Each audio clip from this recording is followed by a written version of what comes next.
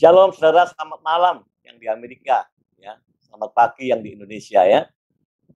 Saya mengawali dengan Efesus 5 ayat 15 sampai 17. Karena itu perhatikan dengan saksama bagaimana kamu hidup. Jangan seperti orang bebal, tetapi seperti orang yang arif. Dan gunakan waktu yang ada karena hari-hari ini adalah jahat. Sebab itu janganlah kamu bodoh, tapi usahakanlah supaya kamu mengerti kehendak Tuhan. Saya kasih warna biru beberapa kata yang saya anggap ini penting. Mari saudara, kita semua anak-anak Tuhan, orang-orang Kristen, orang yang bergereja, ya, mari kita selalu memberikan perhatian. Perhatian atas apa? Atas bagaimana kita hidup ini. Kadang-kadang kalau kita membiarkan, tidak punya kontrol diri juga atas kehidupan ini, kita nggak jelas akan lari kemana. Ya. Maka itu mari perhatikan terus bagaimana saudara dan saya ini hidup dari hari ke hari. Jangan seperti orang yang bebal. Orang bebal itu memang orang yang tidak peduli, sudah, ya. Tetapi jadilah orang yang arif. Arif itu penuh kebijaksanaan. Ya. Arif itu pemikirannya baik. Dan gunakan waktu yang ada. Karena makin hari adalah jahat. Bukan semakin baik. Kalau kita melihat perkembangan teknologi, memang mengarah semuanya maju kelihatan baik. Tapi ingat, hari-hari itu sudah tercatat jahat. Sesuatu yang baik akan ditumpangi oleh kejahatan. Terus begitu dunia ini. Sebab itu janganlah kita bodoh, tapi usahakanlah. Kata usahakan ini saya tertarik, saudara. Berarti kita ada respon dari kita, ada sikap dari kita, yaitu kita harus lakukan sesuatu yang dalam bentuk usaha. Itu kan berjuang, ya. Kita bukan santai. Kita harus berjuang dalam hidup ini. Berjuang apa? Makin hari kita ini harus semakin mengenal kehendak Tuhan. Ya. Jadi kalau kita lihat gambar itu memang kita tahu arah. Kita tidak dibingungkan oleh kelokan-kelokan.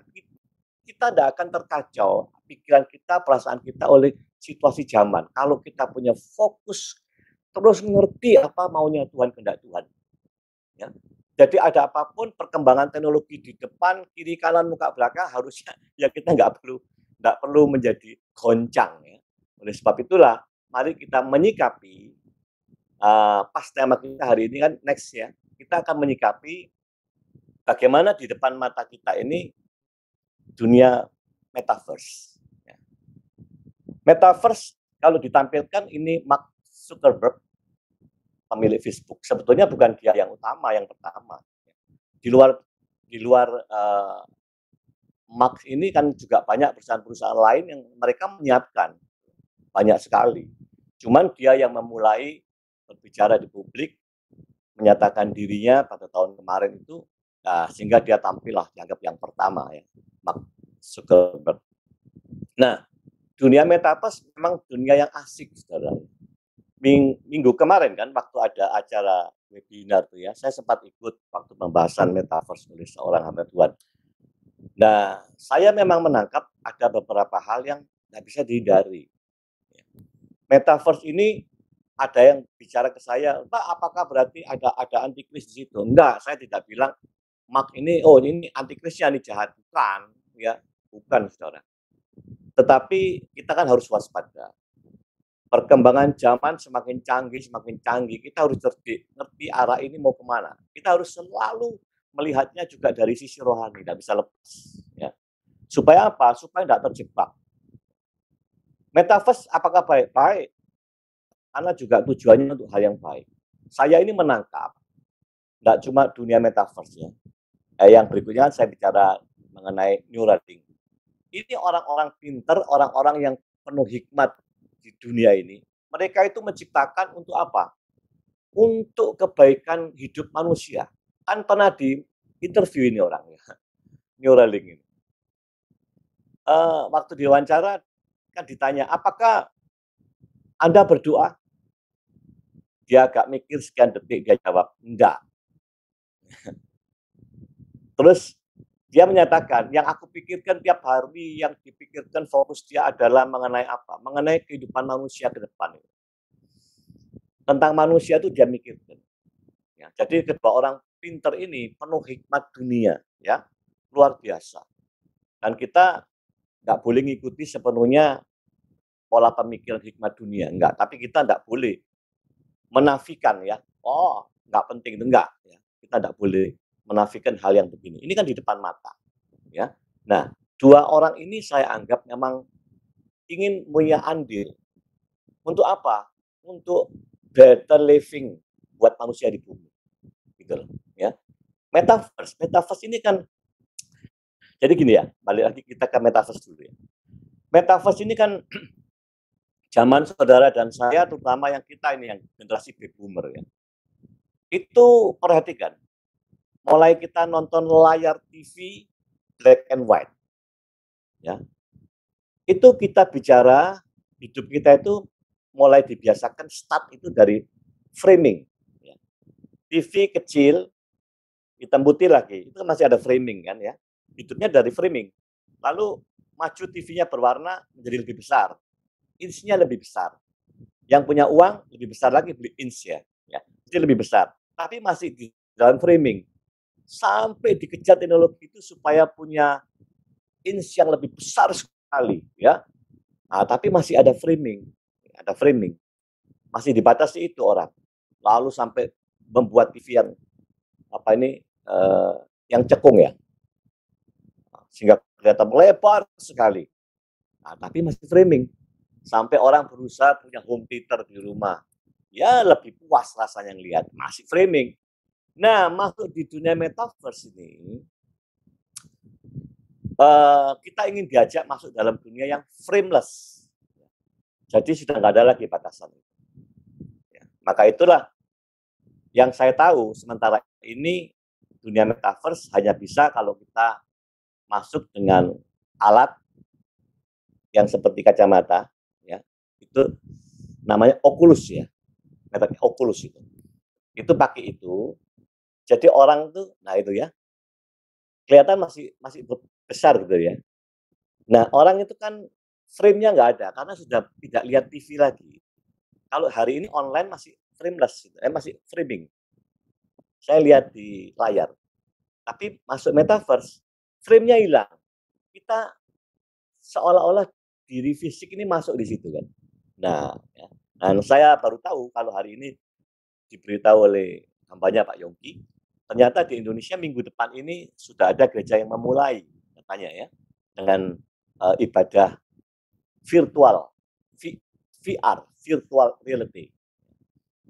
Kalau di Amerika sudah ada dulu. Katanya di Indonesia besok minggu, saya nggak tahu. Tapi saya percaya masih belum begitu menarik harusnya ya, karena ini masih memulai awal. Kenapa? Yang masuk di dalam situ itu kan avatarnya kita, ya. Bukan kita yang real kayak Yusman ini, bukan wujud Yusman yang seutuhnya begini, benar bukan ya. Masih ada avatar yang mewakili saya masuk di situ. Makanya inilah yang akan disempurnakan ke depan. Seperti Marx ini bicara, dia ingin semakin sempurna, sempurna, sempurna, sempurna. Akan berdiri mirip sekali dengan situasi yang sebenarnya. Ya, inilah teknologi akan berkembang terus. Memang saudara, kita tidak bisa hindari. Ya. Sekali lagi, gereja pun menafikan perkara metaverse nggak bisa. Ya. Nggak bisa, saudara. Jangan kita juga berpikir, masih mahal semua. Oculusnya mahal, antara 5-9 juta itu. Mahal sekali. Iya sekarang. Tapi sebentar ke depan, nggak mungkin mahal. Saudara ingat zamannya HP dulu ya. Oh, kita mahal merasanya dulu. Mahal sekali. Tapi dengan perkembangan zaman hari ini, saya lihat tuh di Surabaya itu ada tukang sampah itu, dia sudah bisa pakai ini loh. ya, bisa WA-an gitu, ya bisa WhatsApp. Coba setelahnya. Jadi nanti pun ke depan, saya yakin bentuk kacamatanya pun akan diubah, ya. Headset seperti itu juga akan dirubah, akan menjadi semakin praktis, praktis sehingga orang nggak kerepotan. Mungkin bentuk kacamata begini, ya. Karena sempat dibicarakan akan mengarah ke situ. Jadi seperti kacamata aja, jadi lebih enak orang. Di mana-mana bisa gitu, ya. Nah, ini sekali lagi kita tidak menafikan hal ini ya, kemajuan teknologi. Termasuk orang-orang beriman, kita nggak bisa ngomong, ah, kita nggak peduli ini, nggak bisa. Ya. Pasti mau tidak mau, cepat lambat, ini akan masuk. Ya. Segera. Makanya diantisipasi oleh para ahli. Ada bahayanya enggak? Ada. Ya, segala sesuatu itu selalu ada sisi baik, rasa negatif. Bahayanya begini, kalau generasi kita mungkin beda ya. Ini kan banyak generasi kita ini. Tapi generasi yang hidupnya hanya menghadapi teknologi, hanya satu, yang menghidupi teknologi di depan mata. Ini beda. Yang dikhawatirkan gini loh, ada nanti orang-orang, anak-anak muda terutama, itu yang dikhawatirkan, dia lama-lama sudah tidak bisa membedakan antara aku hidup di dunia virtual, masuk di virtual reality, dengan dia hidup di dunia nyata, fisik nyata di bumi ini. Itu bisa tipis, tidak bisa bedakan. Kalau tidak bisa bedakan, itu sangat berbahaya, akan banyak kejahatan. Contoh, maksudnya begini, kalau dia di dunia virtual, dia bisa tempeleng orang. Resikonya apa? Nggak ada hukum di situ. Maaf, dia bisa cium orang, dia bisa perkosa orang. Ya, hukumnya apa? Ya sementara ini di dunia metaverse apa? Nggak ada hukumnya. Undang-undangnya apa? Nggak ada. Sanksinya apa? Nggak ada. Kalau habit yang buruk itu yang muncul terus di dunia virtual, dikhawatirkan oleh para ahli jiwa ini. Dia bilang, kalau sampai dia tidak bisa bedakan, dia akan bertindak yang nyata di dunia nyata. Gitu loh. Ya bentuk kejahatan. Ya. Nah, selalu begitulah memang. Semua perkembangan apa selalu ada sisi positif, sisi negatif. Ya. Maka itulah kita sebagai anak-anak Tuhan belajar terus mengantisipasi. Jadi apa yang harus kita siapkan? Gitu ya. Next, saya bayangkan di samping metaverse ini kita bicara Neuralink ya. Saya bayangkan begini, kalau dua teknologi ini gabung, waduh, manusia ini benar-benar luar biasa. Ya, metaverse Neuralink. Neuralink ini kan Elon Musk. Tujuan dia baik. Awal dia menciptakan ini dia bilang begini, ini untuk kesehatan. Dia rindu manusia di depan nanti tidak ada orang buta, tidak ada, ya. Sehingga manusia bisa nikmati kehidupan. Karena orang buta itu kan menderita. Kedua, tidak ada orang lumpuh, itu nggak ada. Sampai kepada orang yang Alzheimer, pikun, itu nggak ada ke depan. Nah, makanya dia berpikir bagaimana menciptakan itu lewat teknologi, ya. Kan baik, baik sekali. Orang lumpuh, orang Alzheimer nggak ada itu baik. Hari ini kalau saya melihat orang Alzheimer, mama mertua saya ini kan juga Alzheimer ya. Itu kasihan gitu loh ya. Kita yang melihat ini kasihan. Sementara dia yang menderita itu ya dia tidak merasa bahwa dia itu sakit apa-apa ya dia merasa ya begitu itu dia gitu. Makanya teknologi ini untuk menolong mereka kan bagus ya. Bahkan dikembangkan begini Neuralink ini. Kalau saudara orang dari Indonesia tidak bisa bahasa Arab, tidak bisa bahasa Jepang atau bahasa Mandarin. Lewat teknologi Neuralink, saudara ke Arab, saudara bisa bahasa Arab. Saudara bisa menangkap mereka bicara apa. Ke China, saudara bisa bahasa Mandarin. Ke Jepang, bisa bahasa Jepang. Artinya apa, saudara? Makin lama makin apa? Kalau digabung ini, orang yang udah masuk di Neuralink, itu kan otaknya diimplan oleh teknologi. Jadi komputer yang diimplan di otak manusia. Dikawinkan gini. Ya.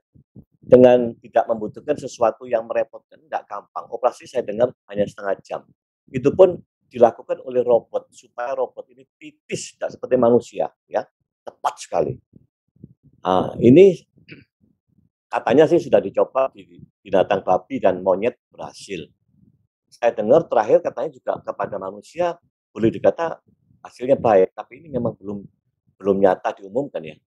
Tapi sudah mulai bergerak gitu. Yang bahaya menurut saya kalau kita bicara secara rohani, yang lebih bahaya yang Neuralink. Kalau iblis sama-sama menumpangi ya, Neuralink berbahaya. Ini pandangan saya ya. Kenapa? Karena manusia itu sentralnya di otak. Kalau otak dikuasai, selesailah orang. Artinya, you totally under control. Nah, tergantung siapa yang kontrol ini. Yang kita khawatirkan kan pengontrolnya ini adalah penguasa dunia yang jahat. Kita berasumsi nih, kalau benar seperti itu ya, otak kotor seperti itu luar biasa. Anda bisa bahasa macam-macam masuk di dunia metaverse combine. Di metaverse Anda bisa keliling dunia. Kemana aja bisa. Di dunia sini. Di belahan mana aja Anda bisa. Ditambahi Anda bisa berkomunikasi. Wih, luar biasa. Kalau hanya metaverse, Anda tetap nggak bisa komunikasi. Ya, mungkin ke Afrika, bahasa Afrika kita nggak ngerti kita. Tapi kalau sudah masuk Neuralink, seolah-olah manusia ini sempurna. Seolah-olah manusia ini menciptakan makhluk-makhluk hebat di dunia ini. Yang kita khawatirkan kan manusia ini kalau terlalu pintar, terlalu hebat, nggak butuh apa-apa, lama-lama kan nggak butuh Tuhan, gitu loh. Ya, antisipasinya itu. Jangankan ngomong nanti ya, hari ini orang yang pandai, kaya kan ketergantungan sama Tuhannya berkurang jauh. Pasti itu ya. Nah, kalau nggak hati-hati dia akan jauh. Nah, itulah dunia metaverse dan Neuralink. Mengerikan ya. Satu sisi mengerikan. Tapi apakah kita harus menghidupi dengan ketakutan? Oh, nggak perlu. Ya, sebab apa? Sebab ini pasti di depan mata kita. Mau takut ngapain? Ya. Tapi kita ngerti arah kemana. Nah, ya, kita tahu fokus hidup kita kemana. Yang perlu diantisipasi itu adalah next generation. Ya, silakan masuk ke slide saya. Ini yang disebut namanya life engineering. Ya. Ini yang namanya rekayasa kehidupan. Oleh pinternya otak manusia, manusia itu ingin merekayasa kehidupan. Dua orang ini pandai. Kita nggak bisa anggap mereka sesuatu yang salah. Oh, kita bersyukur, berterima kasih. Dua orang ini luar biasa. Ya. Life engineering, merekayasa kehidupan supaya kehidupan manusia lebih maju, lebih terbantu, lebih nyaman. Gitu. Nah, itulah, ya, baik kan, baik. Tapi sebagai orang-orang rohani yang ngerti kebenaran, kita tidak boleh bodoh secara rohani, harus cerdik juga, ya. Nah, life engineering. Sekarang kita masuk di dunia metaverse, ada di Indonesia, ada sekarang ya. Next slide. Indonesia itu namanya PT-nya itu Metaverse Indonesia. Dia dari Wir Group. Wir itu saya lihat apa Wir itu? Wir itu ternyata We Indonesians Rock. Waduh, namanya ya. Ini salah satu tokohnya ya, Michael Budisi itu. Dan ini sempat juga wawancara saya ikuti apa yang dia bicarakan. Dia bilang, perusahaan kami udah lama, ya. Namun belakang hari ini dia fokus juga mengikuti membawa perkembangan zaman ini di dunia metaverse. Dan dia nyatakan metaverse Indonesia akan mulai praktek nanti di Oktober waktu G20. Pak Jokowi kan sebagai kepala G20 ya, waktu pertemuan G20 itu akan memakai metaverse. Berarti Oktober katanya ya. Ini prototipe pertama. Tapi dia juga menyampaikan prototipe yang pertama ini tidak seluruh wilayah Indonesia yang bisa dijangkau, hanya 1, 2, 3 tempat ya. Misalnya calon ibu kota negara yang baru. Nah, itu sudah bisa dimasuki dengan dunia metaverse, dia bilang begini. Nah, nantilah kita lihat di Oktober, waktu tampil pertama metaverse Indonesia. Jadi saudara, kalau kita tidak mengikuti, kita akan menjadi terkaget-kaget ya, apa ini ke depan bagaimana ini ya. Nah, saya berpikir kalau di dunia metaverse masuk, kita masuk di situ tidak fisik nyata ya, tapi kita masuk, orang bisa touch saudara, bisa sentuh saudara, saudara bisa merasa kalau ditekan ya. saudara dicium, saudara dirangkul orang, itu bisa merasa. Ini kan hebat teknologi. Ya. Jadi kalau dibilang aneh, ya aneh ya. Manusia ini sudah tahu dunia nyata, tapi dia menghindari ingin masuk di dunia yang nggak nyata. Nggak nyata tapi nyata gitu ya. Itu VR itu ya. Ya saya nggak ngerti ya. Memang zaman ini begini. Kenapa perusahaan-perusahaan yang ada mereka ingin transaksi jual belinya nanti di dunia metaverse, ya, di dunia yang virtual. Yang dunia nyata gimana? Dihindari. Tapi ya itulah zaman, gitu. Kita ya harus mengikuti. Nah, larinya ke gereja, bagaimana? Gereja secara individu ini ataupun gereja yang organisasi. Apakah kita sekali lagi mau nggak peduli ini? Ya nggak bisa, saudara. Ya, nggak bisa. Sebab ini zaman yang harus kita lewati. Akan dilewati sebenarnya. Nah, ini kacamata tadi ya, yang Oculus harganya masih mahal, tapi jangan terjebak bahwa akan mahal terus. Enggak, sebab ini akan menjangkau seluruh manusia di bumi ini. Tujuannya kan itu ya, semua. Oculus. Next, nah makanya kita masuklah, jadi tugas gereja ini apa ya. Next slide. Kita jangan lupa bahwa ini tidak bisa dihindari, kita tidak bisa mengabaikan. Kita harus bicara tentang koinonia. Koinonia itu kita ini kan orang-orang yang dipanggil itu bersekutu, ya, masuk di dalam bentuk persekutuan. Tidak bisa diabaikan. Kedua, kita harus bicara tentang marturia. Bagaimana sebagai makhluk Tuhan, sebagai orang-orang yang beriman Kristus, yang percaya Yesus, panggilan kita di dalam persekutu untuk apa? Kita harus keluar juga untuk memberitakan kebenaran firman, harus menjadi saksi Kristus di luar, ya. Lalu diakonia, nah itu juga tidak bisa gereja menghindari. Diakonia itu kan bentuk praktek perbuatan kasih kita, ya, nyata. Ini yang disebut tugas gereja yang harus dikerjakan. Baik gereja secara individu maupun secara organisasi. Ya. Nggak bisa lepas dari ini kalau kita mau jujur. Dan minggu kemarin, next slide, saya waktu mengikuti itu, inilah zaman yang harus diperhatikan.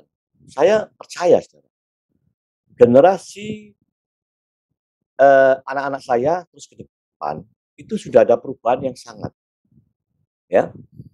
Itu kelompok orang-orang di dunia hari ini, terutama anak-anak muda jauh di depan kita. Jangan-jangan di sekitar kita hari ini ya, mungkin di youth, ya. Memang mereka aktif mengikuti acara program gereja, segala aktivitas diikuti sama dia. Tapi begitu dialog itu, ketahuan loh saudara. Ternyata tidak sedikit, ternyata anak-anak muda itu yang dalamnya sebetulnya itu hatinya itu masuk dalam kelompok agnostik, ya. Agnostik itu bukan orang tidak percaya Tuhan. Tidak percaya Tuhan itu ateis, ya. Agnostik itu orang nggak peduli loh, bahasa sederhananya dia nggak peduli lah. Ada Tuhan, nggak ada Tuhan, nggak peduli. Dia ngomong nggak ada Tuhan, dia nggak juga. Kalau ngomong ada Tuhan, iya, tapi dia membuktikan, menjelaskan, mikirkan nggak bisa dia. Makanya dia generasi agnostik ini dia nggak peduli. Ada Tuhan, nggak ada Tuhan. Nah, makanya muncullah juga bahwa ya hidup ini relatif lah ya. Dunia itu relatif. Sampai menyangkut ya kebenaran itu nanti relatif. Padahal kebenaran itu kan tidak relatif. Kebenaran itu mutlak. Sisi kebenaran kalau secara lihat firman Tuhan itu mutlak, nggak ada yang relatif. Dan sisi yang satu, ateis. Jadi ateis, agnostik, teis ya. Nah, yang agnostis ini menyangkut generasi-generasi muda ya kita bicara. Inilah kewajiban saudara-saudara dan saya. Ya. Kewajiban generasi-generasi yang di atasnya, kewajiban yang orang kerohaniannya matang, harus memikirkan bagaimana merebut mereka yang agnostik ini menjadi teis. Ya, teis itu baru, oh ya, Tuhan itu ada, saya percaya pencipta Tuhan itu ya benar. Baru di titik di itu, gitu ya. Belum di titik menentukan aku percaya Yesus, belum kan. Nah, ini kan tugas masih panjang, ya. Nah, saudara, terus apa hubungannya nanti dengan metaverse segala ya. Tentu ada, kita harus memperhatikan. Next. Ya, saudara, inilah generasi-generasi yang ada hari ini. Ya, sebetulnya ada 6 generasi yang atas saya buang. Atas itu generasi tradisionalis. Ya. Itu saya anggap nggak ada karena ya sudah banyak yang meninggal ya. Lalu generasi ini generasi baby boomers, generasi X, generasi Y, generasi Z, generasi alpha. Nah, apa yang harus kita antisipasi dan perhatikan dari generasi ini? Saudara, istilah baby boomers itu apa?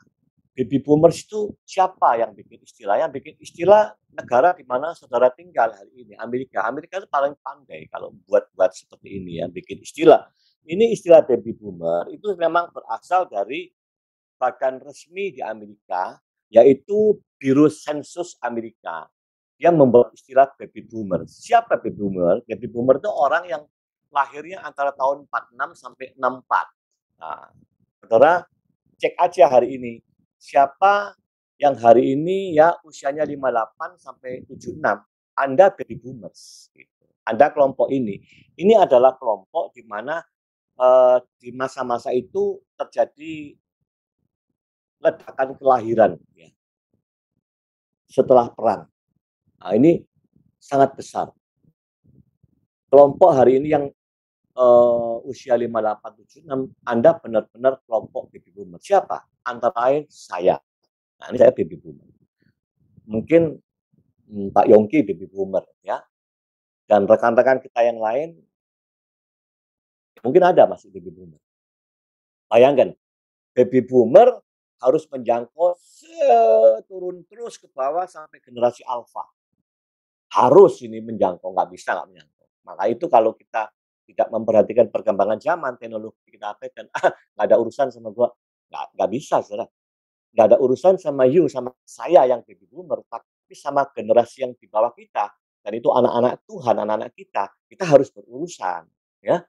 Nah, generasi alpha, itu kan anak-anak yang lahir yang ya hari ini yang usianya antara 8, 9, sampai terus ya, sampai hari ini yang 1 tahun, cucu saya 1 tahun lebih. Ini kan semua generasi alpha. Nah, seperti apa? Belum tahu. Sekarang kita lihat baby boomer dulu ya. Saudara, setiap zaman itu membentuk karakteristik orang ya, berbeda-beda. Setiap zaman. Nah, zaman generasi baby boomer, apakah ada kelebihannya? Ada sesuatu yang baik? Ada. Rata-rata generasi baby boomer itu rata-rata setelah mereka perhatikan itu punya kebaikan, itu punya komitmen tinggi dia. Dia punya komitmennya tinggi, dia sangat mandiri ya, zaman-zaman orang kelas itu. Nah, makanya begitu ada perubahan generasi X lebih berbeda. Turun lagi generasi Y beda. Generasi Y itu adalah anak saya, putrinya Pak Gembala, Pak Yongki ya, itu masuk generasi Y. Kalau generasi X itu generasi yang mulai mengenal adanya perkembangan teknologi yang baru, tapi ada yang ya masih belum, ada digital, ada non, gitu ya. Kalau zaman saya dulu kan saya juga mulai mengenal komputer, ya, printernya masih ya seperti itu, ya. Tapi udah hebat waktu itu. Gitu. Terus berjaman sampai generasi Y, itu generasi anak saya usianya antara 26 sampai 41. Siapa yang 26 sampai 41? Anda kelompok generasi Y, milenial. Nah, milenial ini sesuatu generasi yang fasenya lain dan beda lagi. Mereka disebut ini kurang baik sebutannya. Generasi milenial disebut generasi malas. Ya. Kenapa? Karena diamati anak-anak milenial itu hidup ingin yang penting aku nikmati aja dulu gitu ya. Sehingga generasi ini agak beda. Kalau zaman baby boomer itu mikirkan bagaimana nabung untuk dapat rumah dulu nanti, yang penting-penting lah ya, disiapkan dulu. Itu generasi kuno, mereka nganggap itu kuno. Tapi milenial, mereka nikmati dulu, dia nggak peduli, ya. Makanya disebut ini generasi pemalas. Mereka lebih baik menghabiskan hasil kerja dia untuk apa?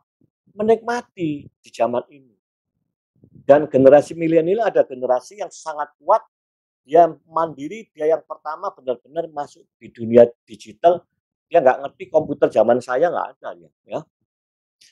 Apalagi zaman saya mengenai telepon, dia nggak tahu, buta. Zaman baby boomer tuh kalau mau telepon masih sempat saya harus putar begini, di telepon pesawat itu putar begini, ya.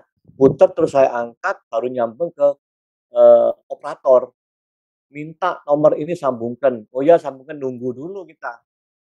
Nunggu baru sambung lagi, baru bicara. Itu pun kalau nyambung, kalau enggak maaf nggak bisa saya taruh lagi. Begini, habis begini berubah begini.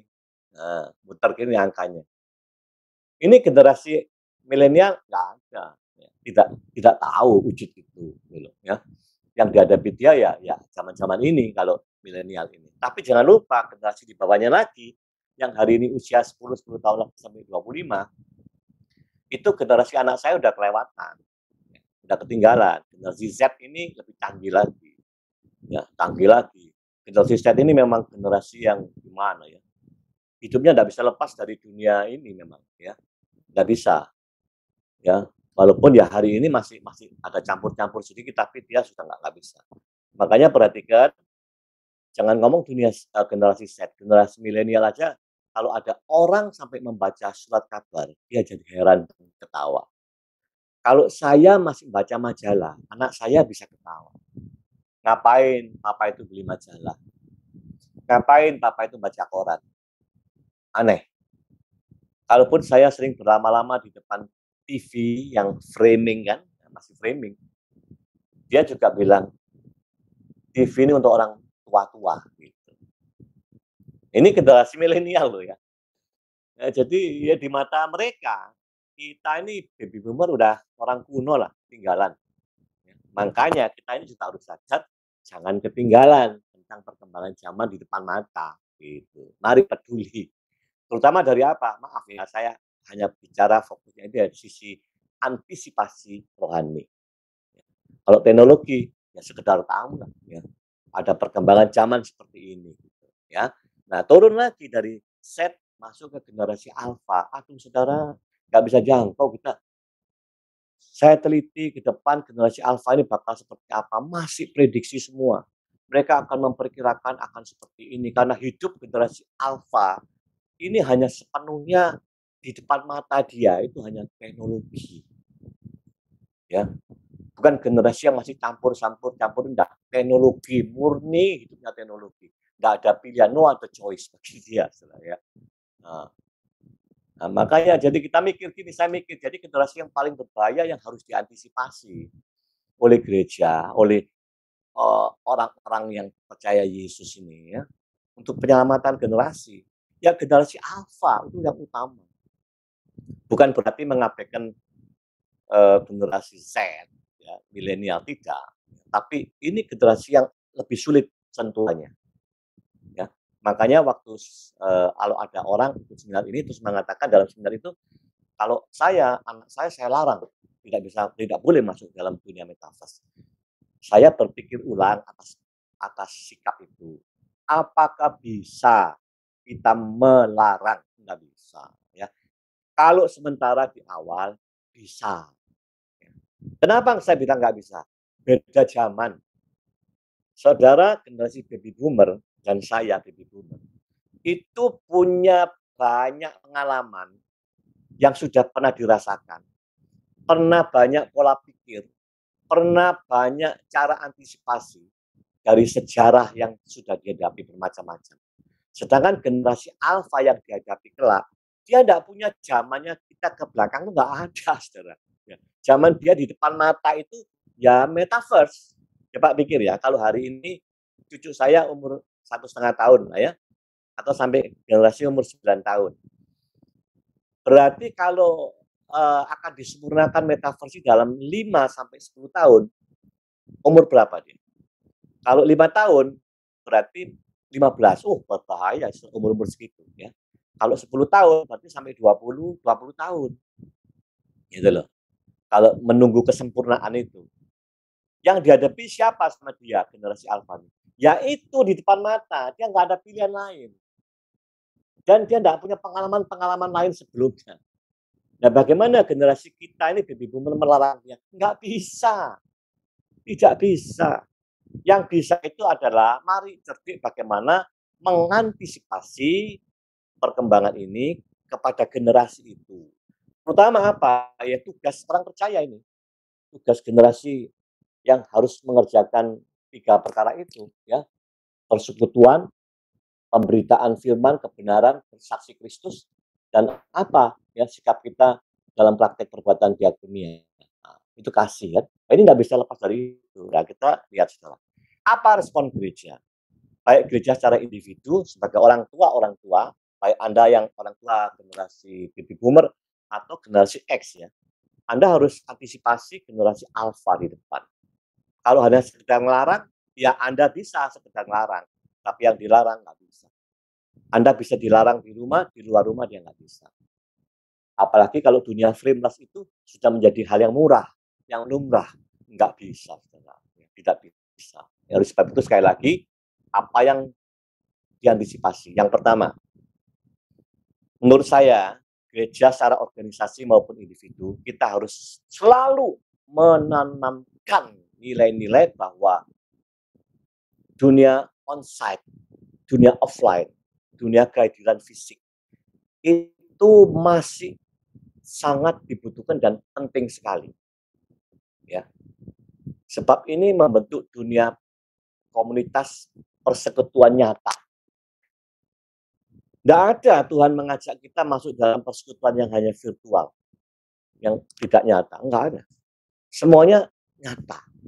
Ya, maka itu teknologi yang seperti ini kita tidak bisa nolak, tapi kita bisa memanfaatkan, mengantisipasi dari sisi mana dunia ini bisa dikerjakan dengan positif. Gitu, ya. Ini kan bicara koinonia. Tanamkan nilai-nilai bahwa kehadiran fisik jauh lebih penting daripada kehadiran virtual. Jati diri orang percaya, jati diri saudara dan saya orang gereja, orang yang percaya Yesus itu adalah orang-orang yang kita ini adalah persekutuan orang-orang yang dipanggil Tuhan. Ya, yaitu koinonia itu. Ini dipanggil Tuhan, masuk dalam persekutu. Nah, gitu loh. Jadi kalau menyamakan bahwa virtual itu sama bobotnya dengan pertemuan tatap muka nyata, fisik, nggak sama.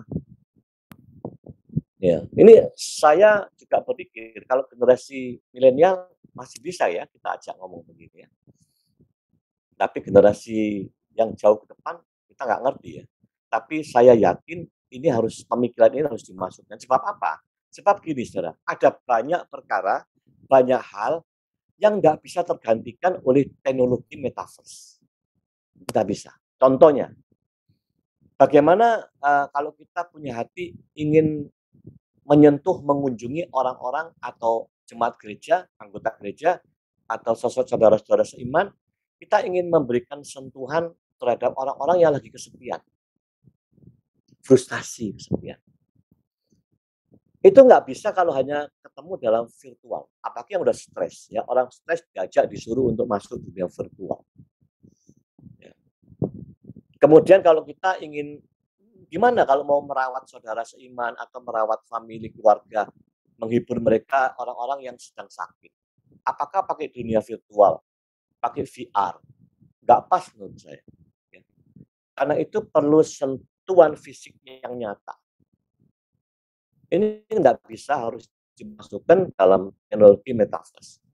Bagaimana kalau kita ingin membela kaum yang tertindas misalnya? Nggak bisa cuma berhenti di dunia metaverse. Bagaimana kalau ingin saudara-saudara kita yang lagi mengalami bencana ini, hari-hari ini mengalami bencana, perlu pertolongan, bantuan, masa akan kita masuk dalam dunia metaverse? Nggak bisa. Tetap sentuhan dunia nyata.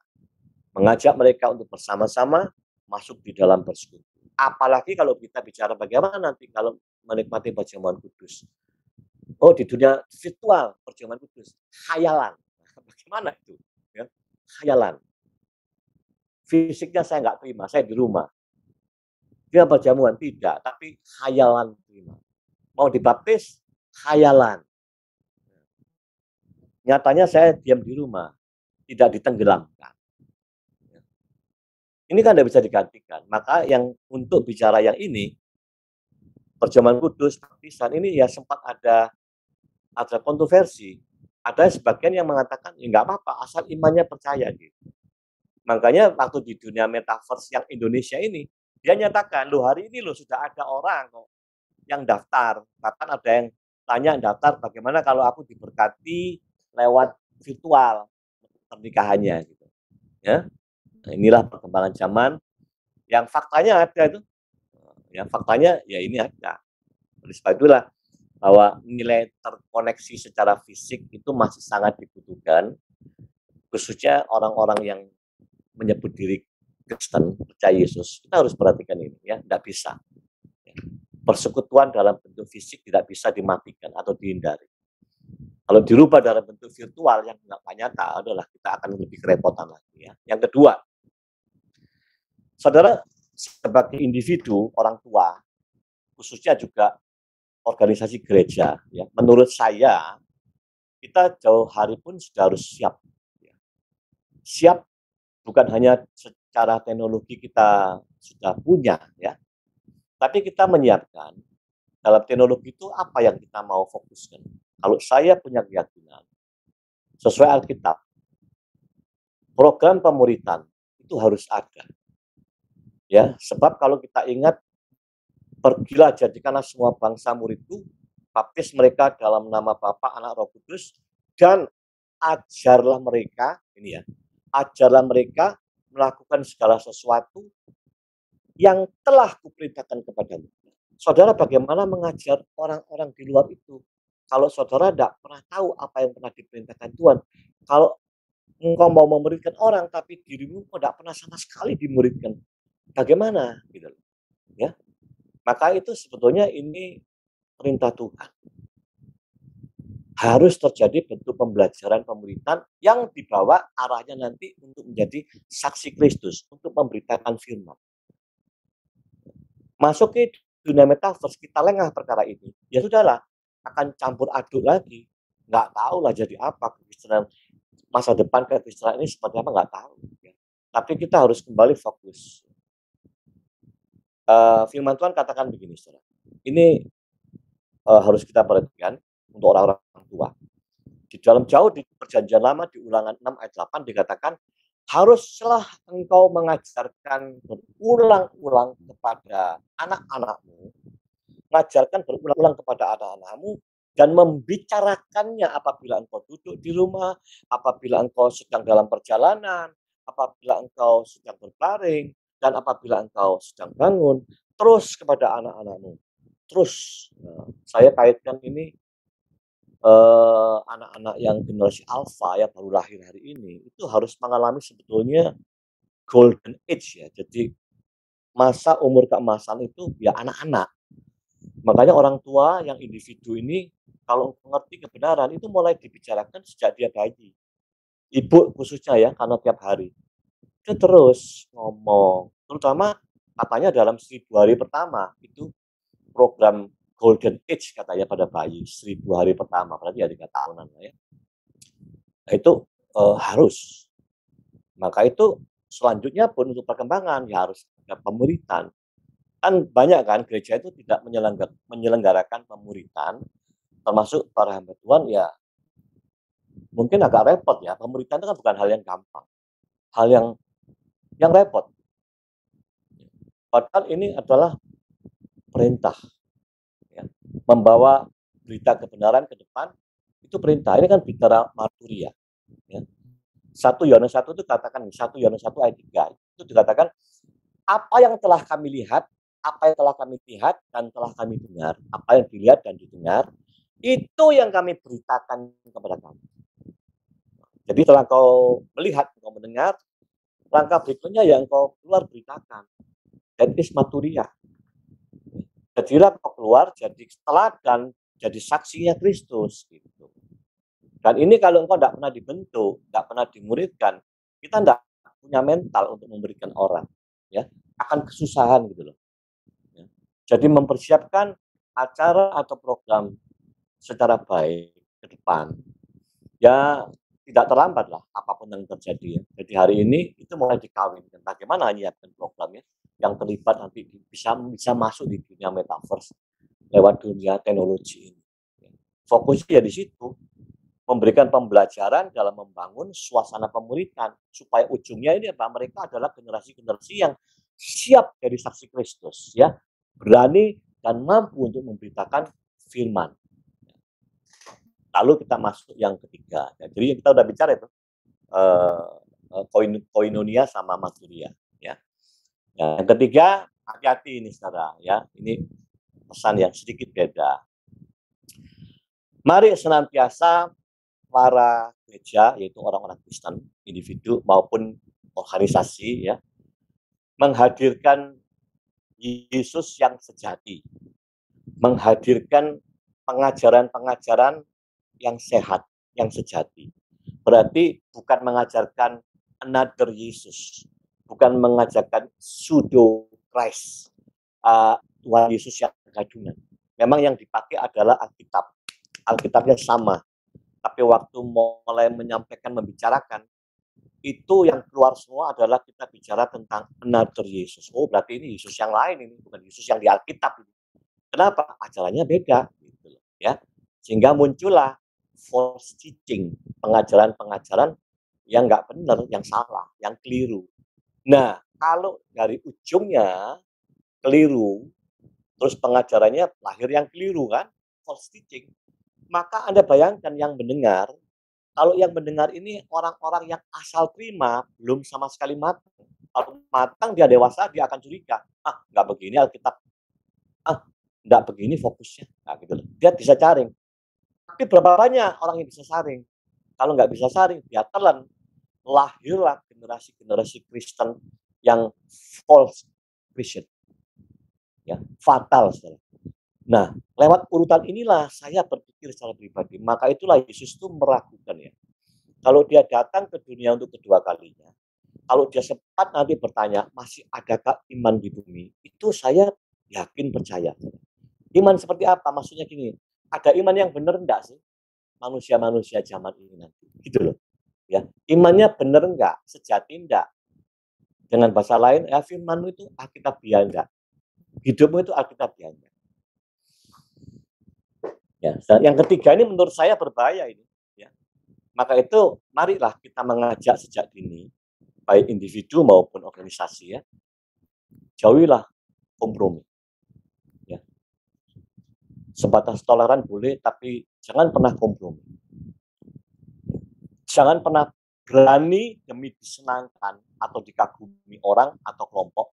Jangan engkau berani membenarkan kesalahan. Sesuatu yang menyimpang tidak pada tempatnya, janganlah kita melakukan pembenaran.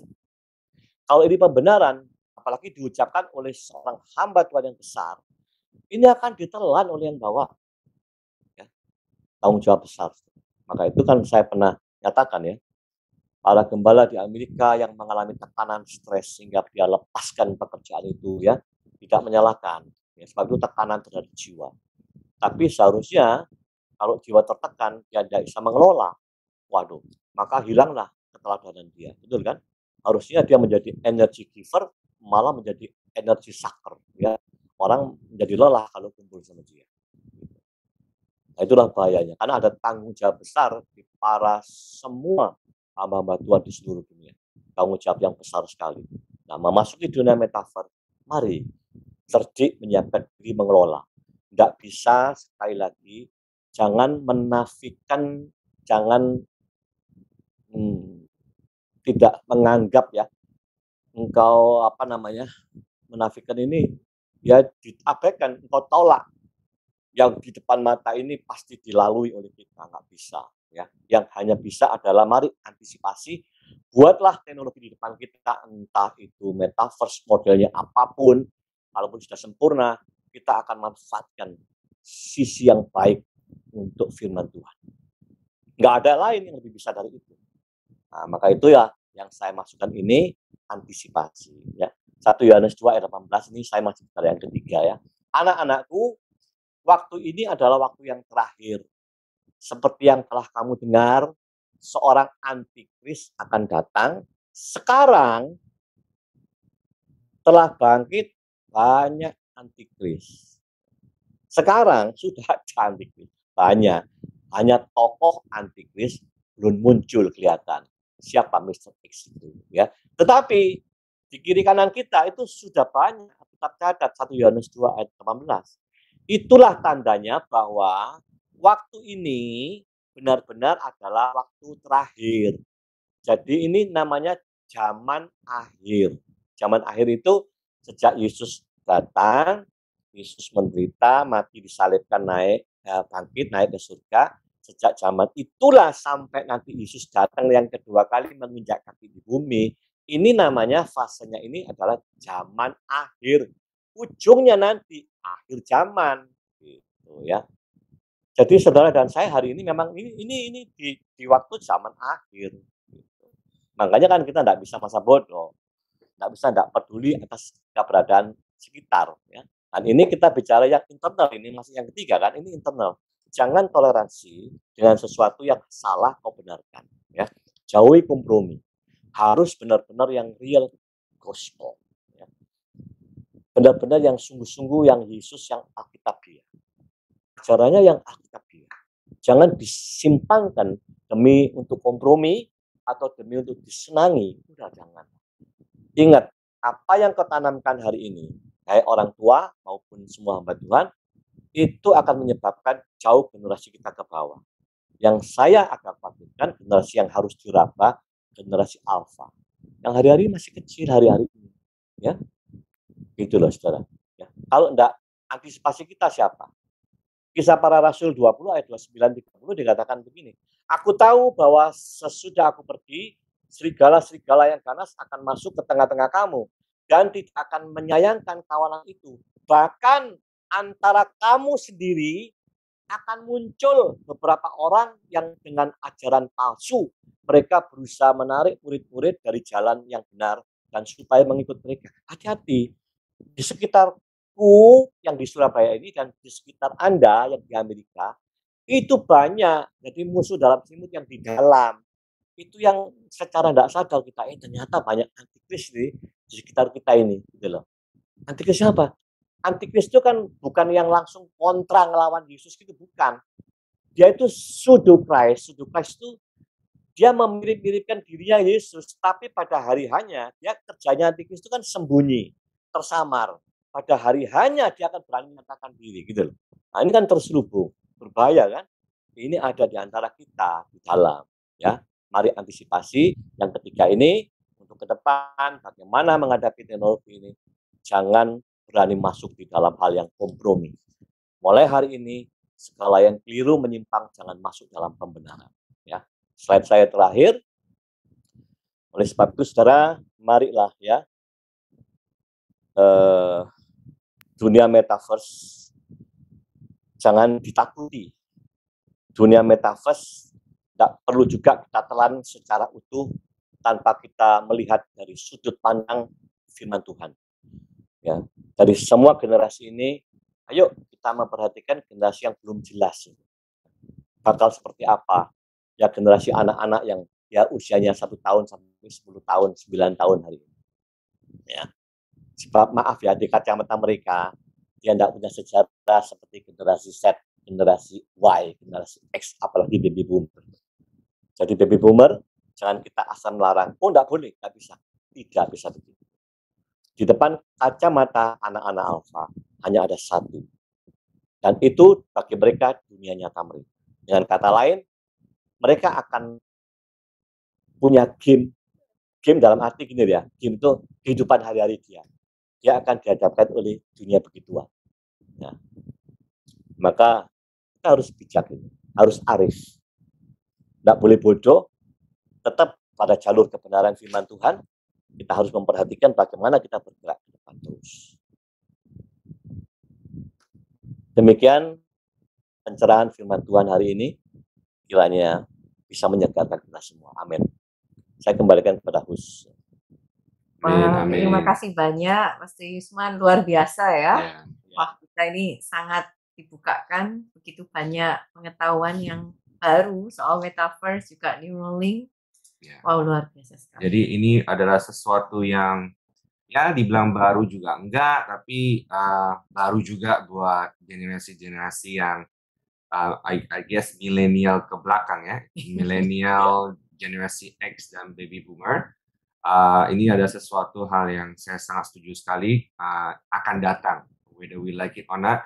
Jadi kita diajak untuk tidak mengabaikan, tapi kita harus berantisipasi, harus prepare. Jadi tidak suatu kebetulan kita meeting hari ini di parenting ini untuk belajar bersama-sama. Tugas pertama kita harus mempersiapkan anak-anak kita. Saya melihat juga banyak yang punya anak-anak yang alpha, yang punya cucu generation alpha. Mari kita sama-sama untuk mempersiapkan diri. Ada poin-poin yang saya sangat diberkati kalau kita sebagai orang tua seringkali kita cuek dan tidak mengajar berulang-ulang seperti dikatakan oleh Pastor Yusman di ulangan, harus berulang-ulang. Instead of berulang-ulang, kita malah kasih gadget. Nah, gitu kan, itu sebenarnya bahaya sekali. Nah, sekarang muncul yang baru, Metaverse. Ini sesuatu yang baru. Ayo kita bersiap diri ya. Nah, saatnya kita masuk ke sesi tanya jawab. Saya benar-benar encourage untuk bertanya. Jangan malu-malu. Jika ada pertanyaan mau dikirimkan secara pribadi, bisa mengirimkan ke WA saya. Nomor saya 917 605 6468. Kami akan memulai dengan pertanyaan. Ya, silakan Sisil. Iya, ya terima kasih banyak ya Pastor Yusman. Tadi itu luar biasa sekali apa yang disampaikan itu.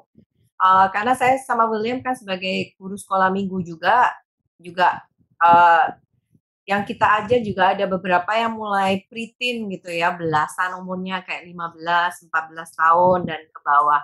Dan kami melihat gitu, kita sempat ada kayak tanya jawab dan ngobrol dengan beberapa dari mereka yang kita anggap sudah mulai dewasa, preteen, dan kita mulai nanya kepada mereka tentang siapa Yesus dalam pandanganmu. Dan benar-benar seperti apa yang Pastor Yusman katakan, wah, 100% mereka semua itu agnostik gitu ya. Dia bilang, ya Tuhan, tapi juga relatif kebenaran gitu.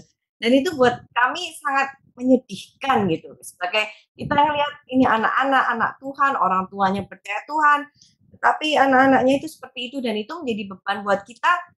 Jadi maksudnya bagaimana sih kita ini sebagai guru ataupun orang tua itu bagaimana caranya bisa mengajar anak-anak ini supaya itu bisa secara langkah konkretnya itu seperti apa Mas Yusman supaya bisa diajarkan kepada mereka gitu ya itu.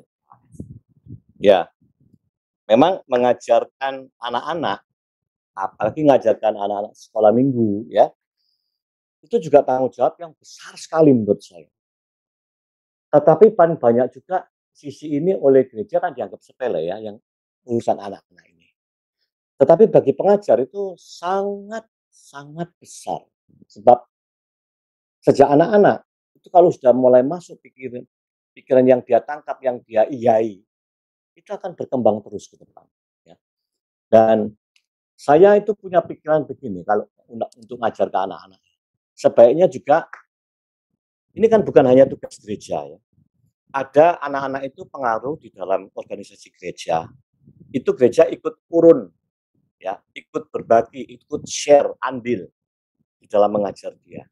Tetapi ingat, bukan cuma ini kan cuma berapa persen. Di luar ini ada pendidikan di rumah, ya, andil orang tua. Tetapi di luar ini ada kehidupan mereka bersosialisasi, bermasyarakat. Jadi andil ketiga ini harusnya sama gitu ya. Terutama gini, bagaimana kalau ini ngajar-ngajar anak-anak sekolah minggu. Anak-anak kecil ini, anak-anak sampai youth, kan saya bilang tadi, ternyata banyak isinya itu agnostik. Dan pertanyaan mereka tidak bisa asal jawab. Mereka itu selalu ingin pembuktian. Bahkan ada yang belakang hari ini berani sama saya tanya, Pak Isman, dengan perkembangan zaman ini ternyata ya, teori-teori seperti manusia dari keras, segala itu harus dipikirkan. Saudara gila nggak? Ini anak yang terlibat di dalam aktivitas rohani. Ya, pada waktu saya itu sekedar jawab begini. Saya bermaksud sekedar jawab. Oh gitu. Jadi kamu agak ragu ya bahwa ternyata manusia itu masih ada hubungannya dengan kera loh. Jadi belum tentu sepenuhnya Alkitab bicara diciptakan dari debu, belum tentu. Maksudnya ini perubahan. Oke. Jadi dari kera menjadilah kau, jadi aku, gini kan? Ya. Sekarang tanya ya, berapa tahun ini, berapa ribu tahun? Harusnya kera di bumi udah nggak ada. Semua udah menjelma jadi orang kan? Harusnya loh. Kalau kau mau menerima teori itu. Iya sih. Nah, gitu ya, mikir. Padahal saya tuh jawabnya sekedaran. Kadang-kadang kalau kita diajak bicara serius di Alkitabnya, dia berdalih terus. Termasuk itu. Kalau bicara, makanya ya, saya rindu kalau bisa guru-guru pengajar ini ada waktu juga untuk punya waktu jam atau sharing waktu, ya semacam dialog dengan orang tua. Ya. Sebab ini kan dua sisi tempat. Kalau dengan masyarakat agak repot. Yang bisa dijangkau ini adalah gereja sama orang tua. Ya. Saya bukan ahli di bidang ini untuk menjawab mereka semua pertanyaan. Terlalu banyak variasi mereka. Dan pertanyaan bisa di luar dugaan kita.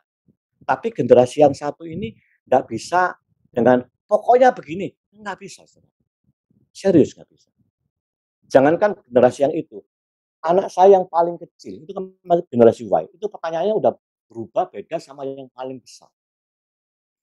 Dia ingin pembuktian itu. Ya, ya salah satu tadi pertanyaan itu dari kera gitu ya, itu masih bisa dibawa lagi loh di dunia mereka hari-hari ini. Ya, sehingga meragukan Alkitab.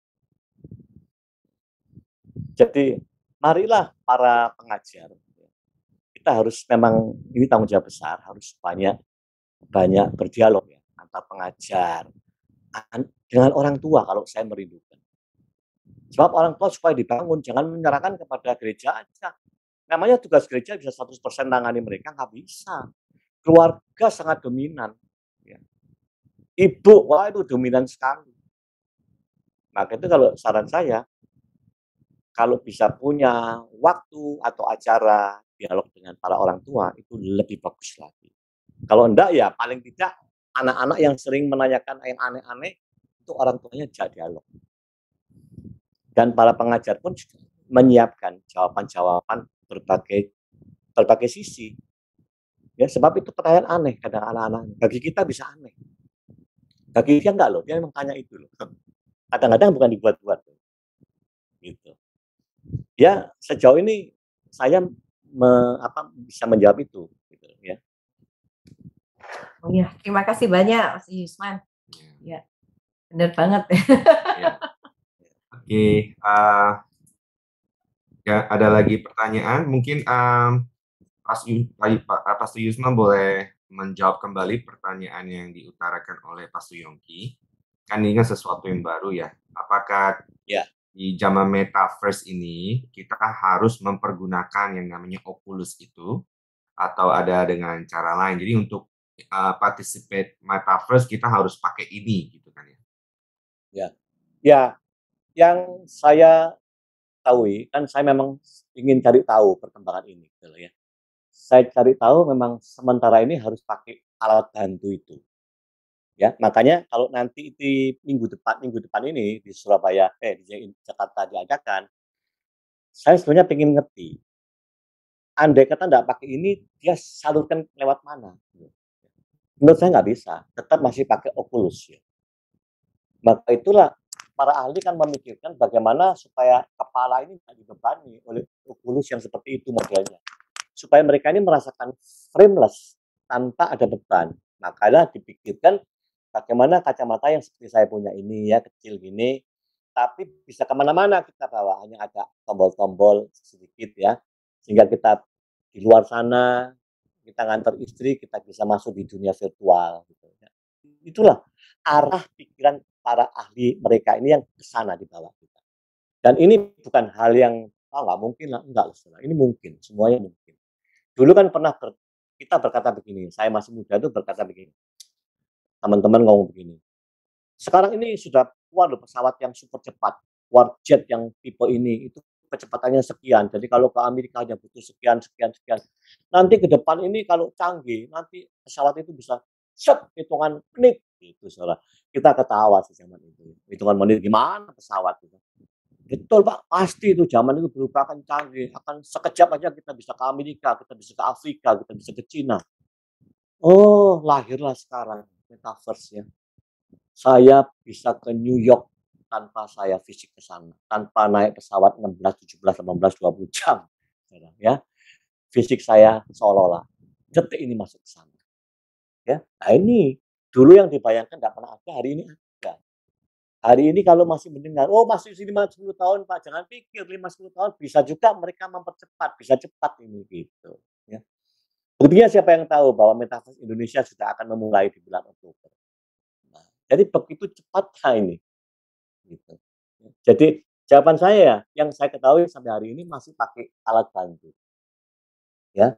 Kedua, VR kita masih dalam bentuk avatar.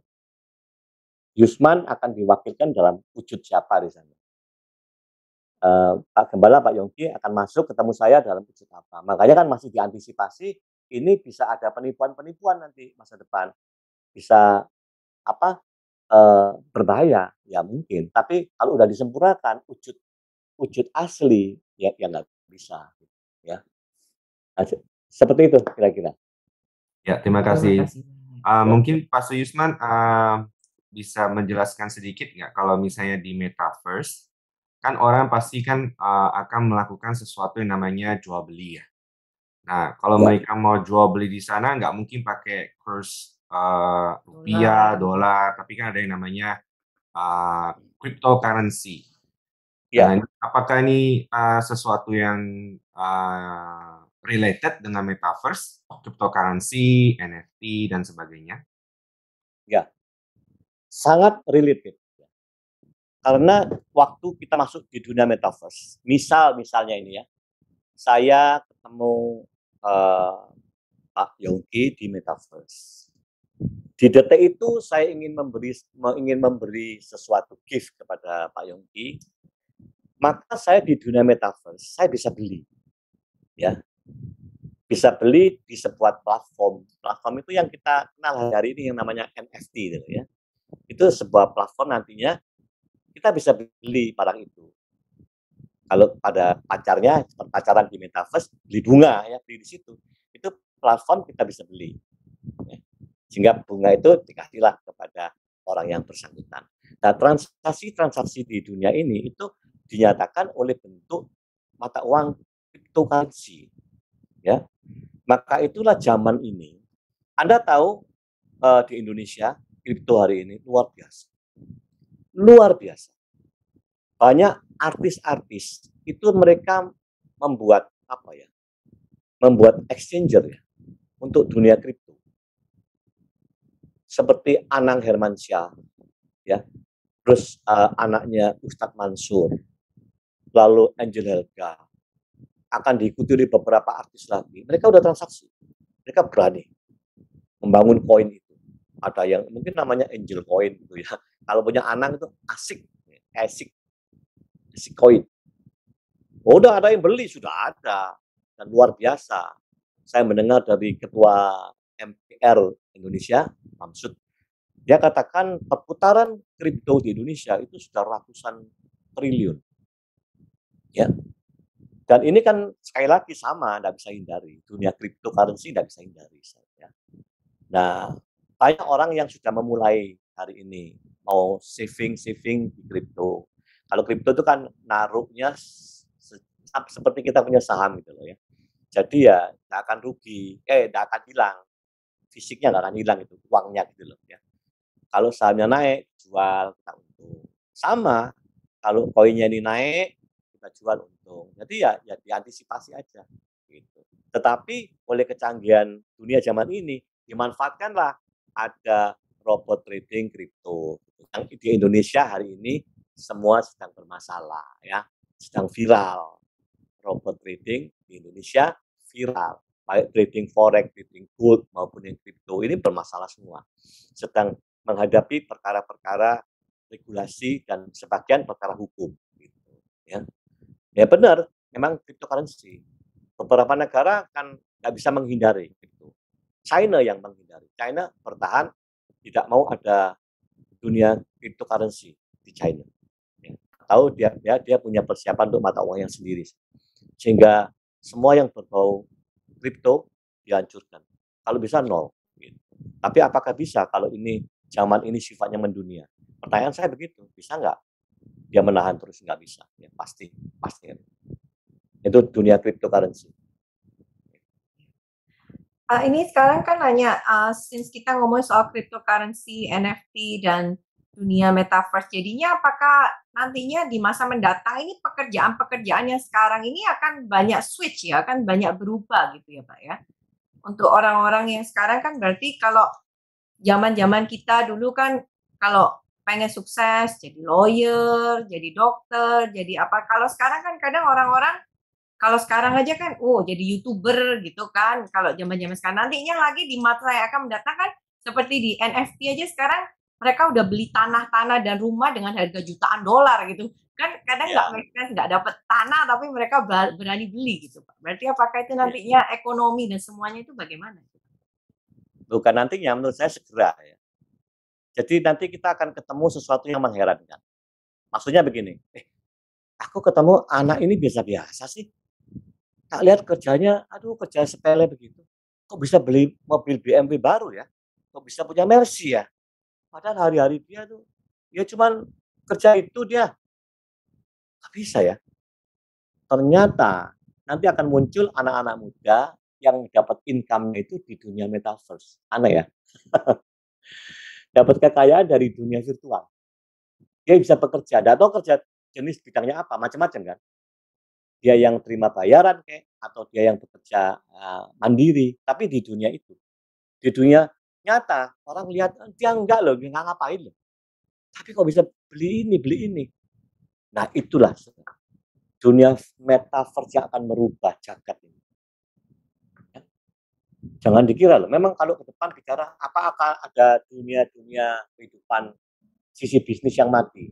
Oh pasti ada, ya pasti. Apalagi kalau mereka yang para YouTuber ini dunianya kan dunia itu, ya kesukaannya di dunia begitu.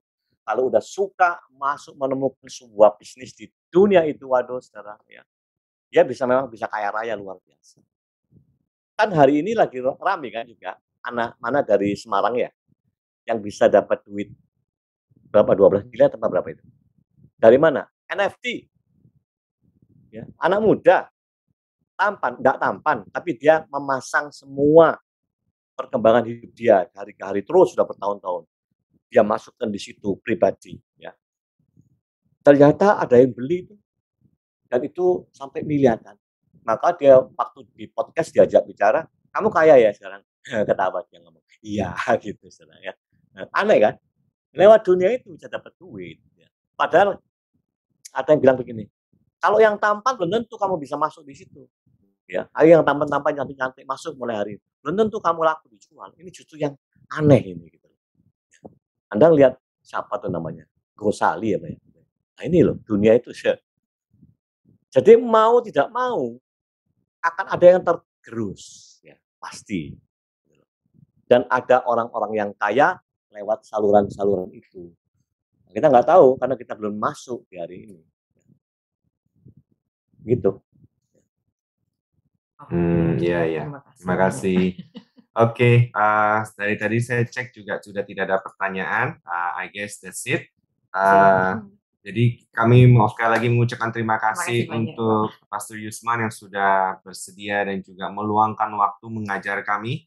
Jadi buat para orang tua, saya mau encourage, jangan kompromi. Jangan dikit-dikit, biar anak muda yang belajar. Ini tadi Pastor Yusman sudah buka rahasia bahwa Pastor Yusman adalah baby boomer. Dan Pastor Yusman sendiri pun sangat updated dengan zaman teknologi dan zaman perkembangan zaman sekarang ini. Jadi ayo para orang tua jangan mau kalah, mari kita mempersiapkan diri kita sehingga kita bisa mempersiapkan anak-anak kita. Ya, sekali lagi terima kasih yang diberkati, berikan lambai love buat Pastor Yusman. Terima kasih banyak. Terima kasih banyak dan saya kembalikan kepada Pastor Yongki. Thank you. Ya, terima kasih William, Sisil, terima kasih Pak Yusman. Ya, saya percaya ini tidak ada pertanyaan. Yang pertama karena memang Pak Yusman sudah menjelaskan dengan begitu jelas. Yang kedua, kenapa tidak ada pertanyaan? Karena memang metaverse ini barang yang baru, jadi masih bingung mau tanya apa, ya kan? Nah, tapi saya encourage Bapak Ibu sekalian, kita ini sangat beruntung, kita bisa melalui Zoom ini kita banyak belajar ya. Maka itu teruslah belajar, ikuti perkembangan yang namanya metaverse ya.